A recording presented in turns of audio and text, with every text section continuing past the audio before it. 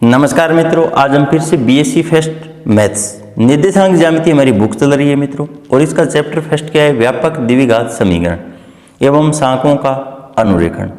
तो देखिए मित्रों, आज हम इस चैप्टर के अंदर शाखाओं के अक्षों की लंबाई और उनके समीकरण हम किस प्रकार से प्राप्त करते हैं। तो देखिए मित्रों, सर्वप्रथम मैंने आपकी बुक का एग्जाम्पल नंबर 4 लिया है। किस तरीके से यहाँ से क्वेश्चन पूछा जाता है और किस तरीके से हमें उस क्वेश्चन का जवाब देना होगा। और यहाँ से देखिए मित्रों, 2019 के अंदर एक क्वेश्चन पूछा गया है 4 नंबर के अंदर। तो यहाँ पे सर्वप्रथम 2x² + 5xy + 2y² बराबर 1, इसकी हमें अक्षों के समीकरण और लंबाइयाँ ज्ञात करनी थी। तो हम इसको किस प्रकार से सिद्ध कर सकते हैं? माना कि केंद्रीय शाखाओं का समीकरण, ये हमें कोई केंद्रीय शाखाओं का इक्वेशन दिया गया है और इसको इक्वेशन फर्स्ट मान लेते हैं मित्रों। और केंद्र मूल बिंदु और इसके निर्देशांक 0, 0 है मित्रों। अब हम यहाँ पर r त्रिज्या वाले सकेंद्रीय वृत्त की समीकरण x² + y² बराबर r² और इसे सेकंड मान लेते हैं। तो देखिए मित्रों, यहाँ पर हमें r त्रिज्या वाले सकेंद्रीय वृत्त की समीकरण की क्यों आवश्यकता पड़ी, इस पे भी हम अंत में चर्चा करेंगे। अब हम समीकरण फर्स्ट और सेकंड की सहायता से एक समघातीय इक्वेशन बना लेंगे। वो किस प्रकार से बना सकते हैं? तो देखिए मित्रों, यहाँ पर हम जानते हैं x² + y² बराबर r² है। तो यहाँ पर हमें 1 का तो मान रखना होगा, तो 1 का मान रखना होगा, तो 1 के बराबर हम x² + y² बटे r² को लिख देंगे मित्रों।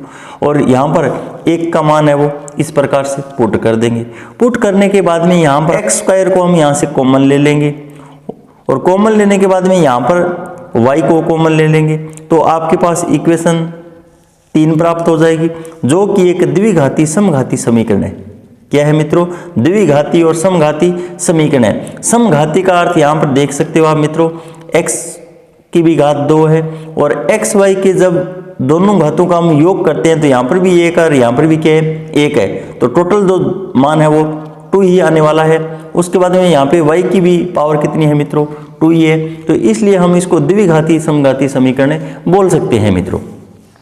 अतः ये केंद्र तथा समीकरण फर्स्ट और सेकंड के प्रतिच्छेद बिंदुओं से गुजरने वाली रेखा युग्म को निरूपित करती है। जो हमें इक्वेशन 3 प्राप्त हुई है तो वो किसको प्रेजेंट कर रही है? तो यहाँ पर हमने बता दिया है मित्रों कि प्रतिच्छेद बिंदुओं से गुजरने वाली रेखा युग्म को क्या है? निरूपित करती है। उसके बाद में देखिए मित्रों, हम अक्षों की लंबाइयां निकालते हैं। और अक्षों की लंबाइयों के लिए देखिए मित्रों, हमें तो केवल मात्र ये सूत्र, ये फॉर्मूला चाहिएगा मित्रों। अगर आप इस फॉर्मूले को डायरेक्ट याद रख सकते हो तो आपको यहाँ पर पूरा कॉन्सेप्ट समझने की आवश्यकता नहीं है मित्रों। लेकिन अगर परीक्षा के अंदर इस फॉर्मूले को आप भूल गए तो आप किस प्रकार से निकाल सकते हैं, तो ऐसी प्रोसेस बताने वाला हूँ मित्रों। तो देखिए मित्रों, समीकरण जो 3 हमें प्राप्त हुई थी और इसके द्वारा निरूपित दोनों रेखाएं समपाती होंगी। क्या होंगी मित्रों? समपाती होंगी। और यदि और केवल यदि वृत्त की त्रिज्या शाखाओं की किसी भी अर्ध अक्ष के क्या है मित्रों? बराबर हो। समपाती कब होंगी? जब ऐसी कंडीशन हो तो R का चयन इस प्रकार करें कि समीकरण 3 2 संगामी रेखाओं को क्या करें मित्रों? निरूपित करें।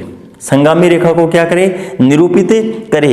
तो हम जानते हैं मित्रों, तो इसके लिए एक प्रतिबंध होता है। क्या होता है? एक प्रतिबंध होता है। तो h² का मान AB के क्या आ जाए मित्रों? बराबर आ जाए। और h² और AB का मान हमने पूर्व के अंदर भी निकालना सीखा है मित्रों, क्योंकि व्यापक द्विघात समीकरण से जब हम तुलना करते हैं तो h AB के मान हमें प्राप्त हो जाते हैं मित्रों। और यहाँ पर जो हमें केंद्रीय शाखाओं का समीकरण दिया गया है वो इतना दिया गया है मित्रों। तो यहाँ पर हम देख सकते हैं मित्रों, हमारे पास जो इक्वेशन 3 प्राप्त हुई थी वो इस प्रकार से थी। और यहाँ पर हमें शाखाओं समीकरण से h² बराबर AB इस प्रकार से लिखना होता है। तो इस इक्वेशन के हिसाब से हमें h² बराबर AB किस प्रकार से लिखना होगा? देखिए मित्रों, यहाँ पर h है तो यहाँ पर h² कर देंगे। लेकिन यहाँ पर जो x² का गुणांक है वो a इतना दिया गया है और यहाँ पर y² का गुणांक भी इतना दिया गया है। तो हमें क्या करना होगा? a - 1/r² और इंटू b - 1/r², इनका गुणनफल करना होगा।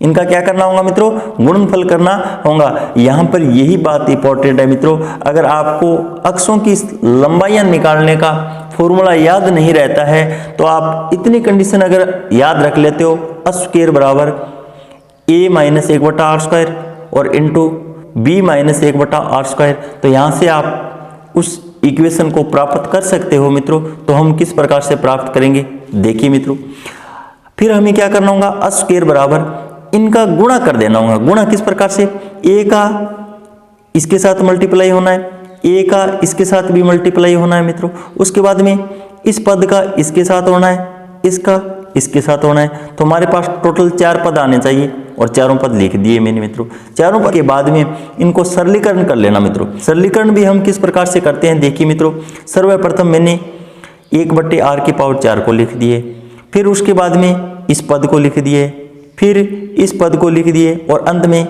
ab को लिख दिए। इनको आगे पीछे लिखने से कुछ फर्क नहीं पड़ेगा मित्रों। अब उसके बाद में r⁴ हम लघुत्तम ले लेते हैं मित्रों। लघुत्तम लेने के बाद में हमारे पास इतना मान आ जाता है।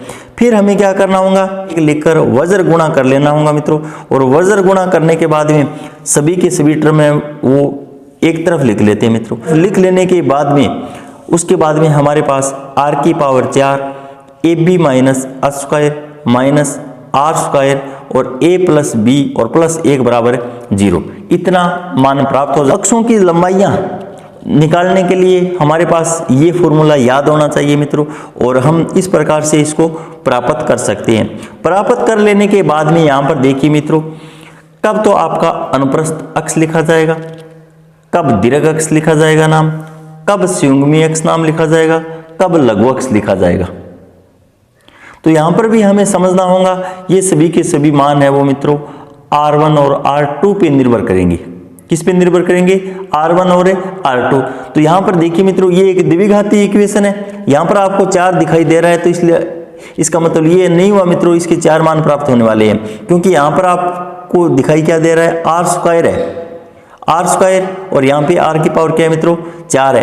तो हमारे पास इक्वेशन देखिए मित्रों ax² plus bx plus c, तो इसके 2 मान प्राप्त होते थे। तो यहाँ पर x है तो यहाँ पर x² है। अगर यहाँ पर मैं x² कर देता हूँ तो यहाँ पर x की पावर क्या आएगी मित्रों 4 आने वाली है। तो हमारे पास जो अनुप्रस्थ अक्ष की लंबाई या दीर्घ अक्ष का मान निकलेगा वो 2r1 से प्रेजेंट करना होगा। ये फॉर्मूला आपको याद रखना होगा मित्रों। उसके बाद में संयुग्मी अक्ष की लंबाई हमें 2r2 से प्रेजेंट करना होगा। अब हम लघु अक्ष कब नाम बोलेंगे और संयुग्मी अक्ष कब बोलेंगे और अनुप्रस्थ अक्ष और दीर्घ अक्ष कब कहेंगे मित्रों इनको। तो देखिए मित्रों, यहाँ पर मैंने नोट लगाकर समझाने की कोशिश की है मित्रों। r1 का मान वास्तविक मान लिखना है। r1 का मान क्या लिखना है मित्रों, वास्तविक मान, जबकि r2 का मान काल्पनिक मान या आयोटा के साथ आने वाला मान लिखना होगा। तो आगे भी हम समझने वाले हैं। तो देखिए मित्रों, उसके बाद में देखिए मित्रों, r1 व r2 दोनों मान ही अगर वास्तविक है, अगर ऐसी कंडीशन आ जाए कि हमें ऐसी इक्वेशन प्राप्त होगी कि जिनके अंदर r1 और r2 दोनों मान ही क्या है, वास्तविक है, तो फिर हमें क्या करना होगा, धनात्मक है तो जो बड़ा मान है उसे r1 मान लेना। अगर दोनों ही मान पॉजिटिव धनात्मक है मित्रों तो हमें जो बड़ा मान है उसको r1 मान लेना होगा, क्योंकि वो हमारी दीर्घ अक्ष होंगी, लंबाई का जो सूत्र होगा। और छोटे वाले मान r2 उसको लघु अक्ष की लंबाई बोल देना। और ऐसा हमने देखिए मित्रों दीर्घवृत्त के अंदर अध्ययन किया होगा, आपको याद है। तो दीर्घवृत्त का अगर जिक्र हो रहा है मित्रों तो आपको दीर्घ अक्ष और लघु अक्ष का जिक्र करना होगा। अगर आपको अति परवलय दिया गया है मित्रों तो आपको संयुग्मी और अनुप्रस्थ का जिक्र करना होगा। तो वो किस प्रकार से देखिए मित्रों, r के मान अगर आयोटा के रूप में निकलते हैं तो उस लंबाई को हम अनुप्रस्थ और संयुग्मी अक्ष की लंबाई के नाम से पुकारते हैं मित्रों। किससे पुकारेंगे, अगर आयोटा के रूप में कोई मान निकल कर आता है तो हम उसे अनुप्रस्थ अक्ष संयुग्मी अक्ष की लंबाई नामों से पुकारेंगे, क्योंकि आयटा के साथ जो मान आएगा वो किस प्रकार से देखिए मित्रों, आयटा सहित बोल सकते हैं। जैसे मान लीजिए आपका एक तो मान √2/3 या फिर आपका एक मान √2 और आयटा, इस तरीके से मान निकल गया है मित्रों। तो आपको क्या करना होगा, r1 लेना होगा, वो तो आपका ये रहने वाला है, उसको हम अनुप्रस्थ अक्ष की लंबाई नाम देंगे। और 2 से उसको मल्टीप्लाई कर देंगे। संयुग्मी अक्ष की लंबाई अगर हमें निकालनी है तो 2r2 वाला फॉर्मूला लगाना होगा और आयटा के साथ जो मान लिखाया गया है उसको लिख देंगे। उसके बाद में अगर आपको ऐसी कंडीशन भी मिल जाती है तो भी अनुप्रस्थ और संयुग्मी अक्ष ही लिखना होगा, जैसे r² बराबर 2 और यार -2/5, क्योंकि जब हम इसका स्क्वायर हटाएंगे तो वो आयटा वाली कंडीशन बन जाएगी, क्योंकि आयटा स्क्वायर का मान -1 होता है मित्रों और आयोटा का मान है वो √ के अंदर -1 होता है।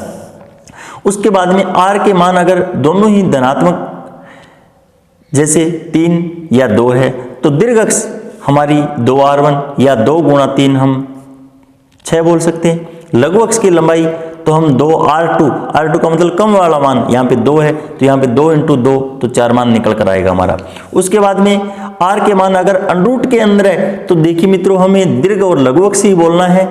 आयोटा अगर आता है या कोई ऋणात्मक चिन्ह के साथ आता है तो ही हमें और संयुग्मी अक्ष नाम देना है, बाकी सभी कंडीशनों के अंदर दीर्घ अक्ष और लघु अक्ष ही नाम देना है मित्रों। दीर्घ अक्ष की लंबाई 2r1, इस कंडीशन के अकॉर्डिंग 2√3 यहाँ पे r1 हो जाएगा हमारा और ये हमारा r2 हो जाएगा मित्रों।